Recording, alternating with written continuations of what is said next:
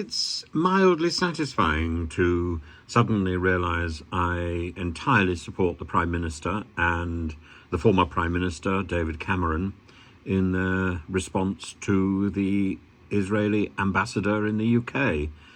The Prime Minister apparently is very scathing, and David Cameron has announced sanctions against major settlers in the West Bank, against the people who are inflicting so much pain in their policy of imposing themselves, and it needs to be reined in. The behaviour of this out of control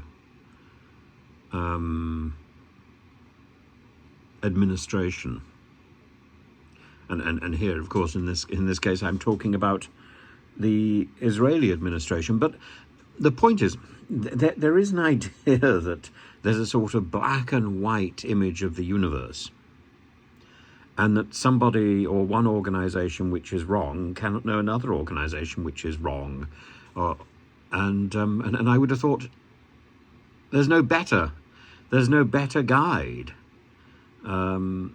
So yes, a misdirected British government can certainly recognise a misdirected Israeli government, and the Israeli ambassador's idea of rejecting, and she's only speaking for the Israeli Prime Minister Netanyahu, of rejecting the two-state solution, it's quite in order for the Prime Minister to question that. He did so apparently while he was at a school in Finchley, in the constituency that was formerly Mrs. Thatcher's, I imagine. And he said, "We don't agree with that. Our long-standing position remains the two-state solution. That's the right outcome here. And more immediately, what is going on is incredibly concerning. I've said consistently, far too many innocent people have lost their lives. No one wants this conflict to go on for a moment longer than is necessary. We will continue to support calls for a sustainable ceasefire where hostages are released, more aid can get in, and the rockets, crucially, stop being fired from Hamas into Israel as well. Of course, Israel has a right to defend itself from an appalling terrorist attack that it suffered. But, as I said to Prime Minister Netanyahu just last week, Israel must take every available precaution to protect innocent civilian lives." Now, I would go further than that. I would say that Israel has to demonstrate a commitment to humanitarian values which are part of the apparatus of a civilized country, and that stand in stark contrast to the apparatus of a terrorist organization.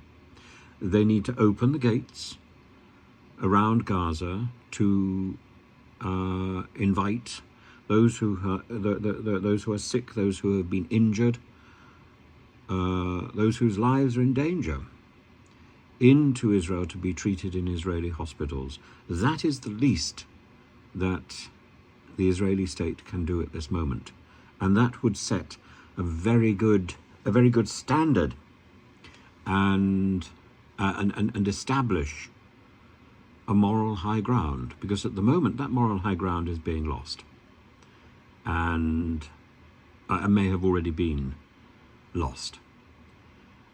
And I think also Netanyahu needs to distance himself from the settler communities, these mad and crazy ideologues. But, you know, as I say, it takes one to know one, and the ideological craziness going on in the Conservative Party, our party of government, is only too well placed to recognise the ideological madness going on in Israel.